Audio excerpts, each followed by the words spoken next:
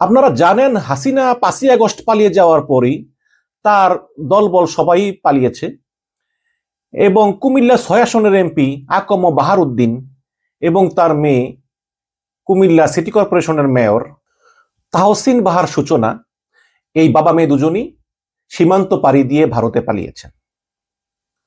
তো ভারতে পালিয়ে যাওয়ার পর সেখানে তারা খুবই আনন্দে দিন অতিবাহিত করতেছেন, কারণ বাংলাদেশ থেকে তো টাকা পয়সা লুটপাটে জানিয়েছেন নিছেনি এবং বাংলাদেশের পরিস্থিতি তো তাদের অনুকূলে না। বাংলাদেশে থাকলে তো তাদেরকে জেলে থাকতে হতো। তো ভারতে আছেন, ভালো আছেন, সুখে আছেন। কিন্তু বাদ সাধলো পূর্ণিমাশীল লগ্নজিতা নামে একজন হিন্দু মেয়ের ফেসবুক পোস্ট। এই পূর্ণিমাশীল লগ্নজিতা সম্পর্কে আমরা জানতে পারি যে তিনি আওয়ামী লীগের কর্মী ছিলেন, এখন বর্তমানে কোথায় আছেন জানি না। তো তিনি একটা ফেসবুক পোস্ট করার পরেই কিন্তু পুরো ভারত জুড়ে তোলপাড় শুরু হয় এবং বাংলাদেশেও তোলপাড় শুরু হয় এবং সেখানে তিনি এই বাহারউদ্দিনকে হিন্দু নির্যাতনকারী বলে অভিহিত করেন। আমি যদি একটু সেই পূর্ণিমাশীল লগ্নজিতার ফেসবুক পোস্ট থেকে পড়ে শোনাই, আমি কাহিনী আছে কিন্তু অনেক জটিল কাহিনী, এগুলোতে পরে আসবো। পূর্ণিমা রানী শীল লগ্নজিতা লিখেছেন যে হিন্দু সম্প্রদায়ের উপর হামলা চালিয়েছিল এবং ভারত সরকারের বিরুদ্ধে এই সেই কুকুর যে কিনা আওয়ামী লীগের খেয়ে পড়ে মোদী সরকারের বিরুদ্ধে রাস্তায় কাঠমোল্লা নিয়ে মিছিল করেছিল, সে কেন ভারতের মাটিতে। তার মানে পূর্ণিমাশীল অভিযোগ করতেছেন যে এই বাহারউদ্দিন তিনি মোদী সরকারের বিরুদ্ধে রাস্তায় কাঠমোল্লাদেরকে নিয়ে মিছিল করেছিল, তাহলে সে কেন আজ ভারতের মাটিতে। আজ বাংলাদেশ থেকে হিন্দু সম্প্রদায় জীবন বাঁচাতে যেতে চায়, তখন ভিসা দরকার। মানে উনি বলতে চাইছেন যে বাংলাদেশ থেকে অনেক হিন্দু সম্প্রদায়ও কিন্তু ভারতে যেতে পারে না চিকিৎসার জন্য, কারণ ভিসা দেয় না। এটা তাদের জন্য তো অবশ্যই ভালো না, কারণ অনেক হিন্দুদের কিন্তু ভারতে আত্মীয় স্বজন আছে, আর সেখানে এই আকম বাহার ভারতে বহাল তবিয়তে আছে। 2021 সালে বাংলাদেশে দুর্গাপূজায় হামলার পিছনে বাংলাদেশি আওয়ামী লীগ নেতা বাহারউদ্দিন বাহার, যিনি পূজা মণ্ডপে কোরআন রেখেছিলেন। খেয়াল করবেন, আপনারা জানেন যে 2021 সালের 13ই অক্টোবর কুমিল্লার একটি পূজা মণ্ডপে কোরআন শরীফ পাওয়া যায় এবং তারপরে পুরো আলোড়ন ছড়িয়ে পড়ে যে কিভাবে কোরআন পাওয়া গেল। মুসলমানরা বলে যে হিন্দুরা ইচ্ছা করে রেখেছে, কোরআন শরীফ অবমাননা করা হয়েছে এখানে। আবার হিন্দুরা বলে যে কোরআন শরীফ রাখাতে আমাদের দেবতার অবমাননা হচ্ছে, ইত্যাদি বিভিন্ন কারণে সেখানে এই কোরআন শরীফ রাখার খবর ছড়িয়ে পড়লে বিভিন্ন জায়গা থেকে মুসলমান সম্প্রদায়রা এসে বিভিন্ন মন্দিরে হামলা চালায়, ব্যাপক ভাঙচুর করে হিন্দু সম্প্রদায়ের বাড়ি ঘরে হামলা চালায় এবং তারপরে অন্তত একজন হিন্দু নিহত হয়। এবং তারপরে আমরা দেখলাম যে পুলিশ ইকবাল নামে একজন ভবঘুরেকে আটক করে বলে যে ইকবালে নাকি ওখানে কোরআন শরীফ রেখেছিল এবং ইকবালের বিচার করা হবে, ইকবালকে গ্রেপ্তার করা হয়। ইকবাল নাকি কোন মসজিদ থেকে কোরআন নিয়ে আসছে, তারপর এখানে রাখছে, যদিও আমরা ওই রাখার কোনো ফুটেজ দেখিনি, পুলিশ বলতেছে রাখছে। এরপরে আমরা আর কোনো আপডেট পাইনি, ইকবালের কি হলো, এখন কি অবস্থা, কিচ্ছু জানি না।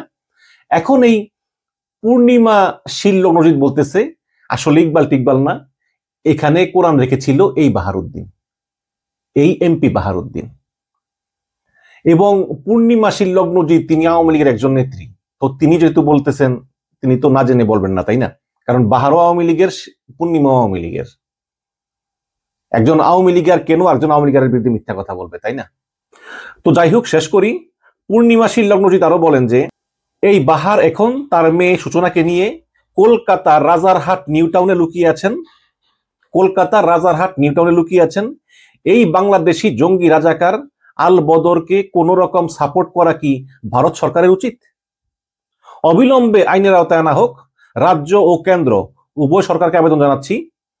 আমি জানি যে এটি পৌঁছাতে পারবে কিনা জানি না, তবে তাকে প্রশ্ন করা হোক কোন কারণে সে এগুলো করেছে। আজকে হাজার হাজার হিন্দুদেরকে সে নির্যাতন করে সে ভারতে আছে, আমরা হিন্দু বলে কি হিন্দু ইত্যাদি ইত্যাদি আর কি। তো সঙ্গে ছবি অ্যাড করে দিয়েছে এবং এরপর সেখানে আরো অনেকে কমেন্ট করেছে যে দিদি আমি কলকাতায় থাকি, রাজারহাটে আছি, কোন বাড়িতে বলেন, এদেরকে থাকা উচিত না। বিশেষ করে কলকাতা থেকে কিন্তু প্রচুর হিন্দু সম্প্রদায় রেসপন্ড করেছে যে দিদি বলেন সে কোন জায়গায় আছে, তাকে ধরিয়ে দিন। এবং এরপরই আমরা শুনলাম যে তাকে কলকাতা পুলিশ গ্রেপ্তার করেছে। আমি সে সংবাদ একটু পড়ি আপনাদেরকে, তারপর আমি একটা ইন্টারেস্টিং বিষয় বিশ্লেষণ করব। এখানে লিখেছে যে হাসিনার সহযোগিতা ছাড়া পেলেন কলকাতায় আটক বাহার এবং মেয়ে সূচনা। সাবেক এমপি আকম বাহারউদ্দিন বাহার ও তার মেয়ে কুমিল্লা সিটি কর্পোরেশনের সাবেক মেয়র তাহসিন বা সূচনাকে আটকের পর এক রাত রেখে ছেড়ে দিয়েছে ভারতের কলকাতা পুলিশ। সূত্র জানায় গত শনিবার রাতে কলকাতার রাজারহাট থানা পুলিশ তাদের আটক করে। পরে আওয়ামী লীগের যুগ্ম সাধারণ সম্পাদক মাহবুবুল আলম হানিফ এবং শেখ হাসিনার সহযোগিতা তারা মুক্তি পান। কুমিল্লা ৬ আসনের সাবেক এমপি বাহার এবং তার মেয়ে সূচনা দেশে অবস্থানকালে হিন্দু সম্প্রদায়ের উপর নির্যাতন এবং ভারতের প্রধানমন্ত্রী নরেন্দ্র মোদীর বিরুদ্ধে অপপ্রচার চালানোর অভিযোগে পশ্চিমবঙ্গের বিজেপি সমর্থক এবং সাধারণ মানুষের মধ্যে ক্ষোভের সৃষ্টি হয়। একাধিক সূত্রের দাবি এর ফলে তারা কলকাতায় ক্ষিপ্ত জনতার হামলার শিকার হতে পারেন। এর আগে গত শনিবার পূর্ণিমা রানী শিল্লগ্নজিতা নামে এক তরুণী ফেসবুকে বাহারের বিরুদ্ধে একটি পোস্ট দেন। সেখানে তিনি লিখেন যে বাংলাদেশ সচিবালয় ঢাকা হিন্দু সম্প্রদায়ের উপর হামলা চালিয়েছিল এই বাহার। তো ইত্যাদি ইত্যাদি, সে মোদী সরকারের বিরুদ্ধে মিছিল করেছে, এখন সে ভারতে যেতে চায় ইত্যাদি। তো এরপরেই কিন্তু এই পূর্ণিমা শিল্লগ্নজিতের এই ফেসবুক পোস্টের পরেই কিন্তু এই বাহার এবং তার মেয়েকে আটক করলো কলকাতার রাজারহাট নিউ টাউনের বাসা থেকে, যেখানে তারা লুকিয়েছিলেন।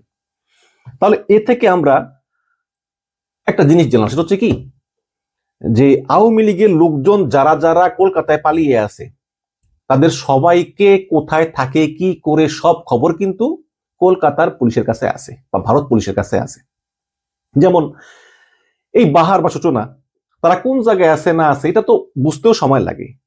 পূর্ণিমা শিল্লগ্নজিতা সে ফেসবুক পোস্ট করার পরে বুঝলাম যে কলকাতায় বিজেপি নেতারা ক্ষিপ্ত হয়েছে, কর্মীরা তারা খুঁজতেছে, কিন্তু কলকাতা তো এত ছোট শহর না, ঢাকা শহরের মতোই বড়। কাজে এখানে কোন জায়গায় বাহার সূচনা লুকিয়ে আছে এটা তো তাদের খুঁজতে তো সময় লাগে। কিন্তু পোস্ট দেওয়ার সঙ্গে সঙ্গে কিছুক্ষণ পরেই পুলিশ গ্রেপ্তার করলো। পুলিশ এত সহজে খুঁজে পেল কেন? তার মানে হচ্ছে আওয়ামী লীগের কারা কারা কোন কোন বাসায় আছে কলকাতা পুলিশ সব জানে, এবং ভারত পুলিশ কলকাতা পুলিশ সবাই সব জানে, সবাই সব জানে। কিন্তু এদেরকে কিছু বলে না, অথচ ভারতের নিজের নাগরিক, নিজের দেশের নাগরিক যারা মুসলমান এবং বাংলা কথা বলে তাদেরকে জোর করে বাংলাদেশে পাঠিয়ে দেয়। অথচ যারা এই অপরাধ করে পালিয়ে গিয়েছে ভারতে ওদেরকে জামাইয়া ধরে রাখে। হয়তো বাহারকেও রাখতো যদি এই পূর্ণিমাশীল এই ফেসবুক পোস্ট না দিত। তো যাই হোক, গ্রেপ্তার করার পরে তো আপনার মানে আলোড়ন সৃষ্টি হয়ে যায়। তখন এই আওয়ামী লীগের সাধারণ সম্পাদক একজন আছে, তার নাম হচ্ছে সুজিত রায় নন্দী, আপনারা তাকে চিনেন, চাঁদপুরের মানুষ। তিনি খুব দৌড়ঝাঁপ করেন তাকে ছাড়ানোর জন্য বাহারকে। হয়তো বাহারের কাছে টাকা পয়সা খাইছে এর আগে, এখন তো টাকা পয়সা তাদের কাছে আছে, তারা দেয় জীবন বাঁচানোর জন্য। এই বাহার আবার ফোন করে মাহবুবুল আলম হানিফকে, মাহবুবুল আলম হানিফ ফোন করে আবার এই শেখ হাসিনাকে, শেখ হাসিনা আবার ফোন করে অজিত দোভালকে, অজিত দোভাল আবার কথা বলিয়ে দেয় নরেন্দ্র মোদীকে। তখন এইভাবে এই বাহার সূচনাকে মুক্ত করে। তো আপনি দেখেন যে এই জন্য আমি বলি যে যদি নরেন্দ্র মোদী সত্যি হিন্দুদের প্রতি সহানুভূতিশীল হতো তাহলে তো তারা বাহারকে ছাড়তো না। আমি এর আগেও বহুবার বলেছি যে এই যে মোদী সরকার বলে বাংলাদেশে হিন্দু নির্যাতন হচ্ছে, এটা আসলে রাজনৈতিক, ধর্মীয় না। যে আমি হিন্দু বলে আমি অন্য হিন্দুদের প্রতি সিম্পিতি পোষণ করতেছি তা না, কিন্তু এগুলো সব হচ্ছে পলিটিক্যাল। হাসিনার আমলে কিন্তু প্রচুর হিন্দু নির্যাতন হয়েছে, প্রচুর, কিন্তু কখনোই মোদী সরকার একটা টু শব্দ করেনি।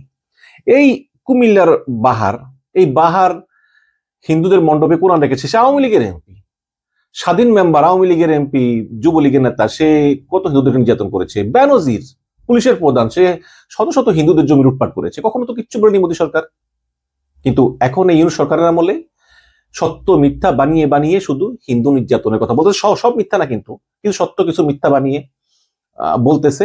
এর কারণই হচ্ছে পলিটিক্যাল, কারণ মোদী সরকার ইউনূসকে পছন্দ করে না। এই আর না হলে এই যে আজকে এই বাহারের মতো লোক যে যদি হিন্দু বিদ্বেষী সে হয়েই থাকে বা হিন্দু নির্যাতন করেই থাকে, পূর্ণিমাশীলের মতো সে সচিবালয় পর্যন্ত হিন্দুদের উপর হামলা চালিয়েছে, সে হিন্দুদের মণ্ডপে কোরআন রেখে সে সাম্প্রদায়িক সহিংসতা সৃষ্টি করেছে। আমার জানা মতে সেই সময় অন্তত একজন হিন্দু মারা গিয়েছে।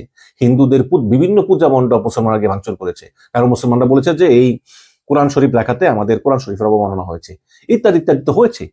সেই সময় আলোড়ন উঠেছে এবং সরকার এটাকে ধামাচাপা দিতে ইকবাল নামে একজন ভবঘুরে গ্রেপ্তার করেছে। তারপর কোনো খবর জানি না। এখন এই পূর্ণিমাশীলের কাছে শুনলাম যে এই ঘটনা বাহারই করেছে। তাহলে এবার দেখেন, এখন এই বাহার যদি করেই থাকে তাহলে তাকে গ্রেপ্তার করে বাংলাদেশে পাঠিয়ে দাও। তা না করে তাকে আবার মাত্র একটা রাত রেখে তাকে ছেড়ে দিয়েছে। তাহলে এবার বলেন যে আসলেই কি ভারত হিন্দুদের জন্য সিম্পেথাইজ, নাকি আসলে এই ভারত এই হিন্দু নির্যাতন নিয়ে যা বলে সবই হচ্ছে আসলে পলিটিক্যাল? অবশ্যই পলিটিক্যাল। আজকে এই যে বাহার সূচনাকে ছেড়ে দেওয়া হলো, এগুলো আসলে বাংলাদেশের প্রতি ভারতের একটা বিদ্বেষমূলক আচরণেরই প্রতিচ্ছবি। যদি আপনারা বন্ধুত্বপূর্ণ সম্পর্ক চান, তাহলে যারা বাংলাদেশকে অস্থিতিশীল করতে চায়, যারা বাংলাদেশে লুটপাট করে ভারতে পালিয়ে আছে, তাদেরকে পুলিশ গ্রেপ্তার করতেছে, কিন্তু পুলিশ গ্রেপ্তার করার পরেও আবার ভারত সরকারকে দিয়ে এই হাসিনা রিকোয়েস্টে আবার তাদেরকে ছেড়ে দিতে বাধ্য হচ্ছে পুলিশ। তাহলে ভারতেই আইনের শাসন কোথায়, বিচার কোথায়? একটা দেশে যারা অপরাধ করে এসেছে, খুন করে এসেছে, তাদেরকে সেই দেশে পাঠিয়ে না দিয়ে তাদেরকে আপনারা শেল্টার দিচ্ছেন, দুষ্টের পালন করছেন আর শিষ্টের দমন করছেন। এরকম করে কখনো ভালো সম্পর্ক হয় না। তো ভারত সরকারকে আহ্বান জানাবো যে এই বাহার এবং তার মেয়ে সূচনাকে অবিলম্বে বাংলাদেশ পুলিশের হাতে সোপর্দ করা হোক, যাতে তাদের বিচার করা যায়। হ্যাঁ, সব বিচার হবে, এবং যদি বাংলাদেশে প্রমাণিত হয় যে এই বাহার হিন্দুদের মণ্ডপে প্রমাণ রেখেছিল, অবশ্যই তার কঠিন বিচার হবে। কারণ এটার মতো জঘন্য কাজ আর দুনিয়াতে নেই। পৃথিবীতে সবচেয়ে জঘন্য কাজ হচ্ছে সাম্প্রদায়িক উস্কানি দেওয়া। এর চেয়ে জঘন্য কাজ আর নেই। আশা করি ভারত সরকার আমাদের রিকোয়েস্ট রাখবে। ধন্যবাদ।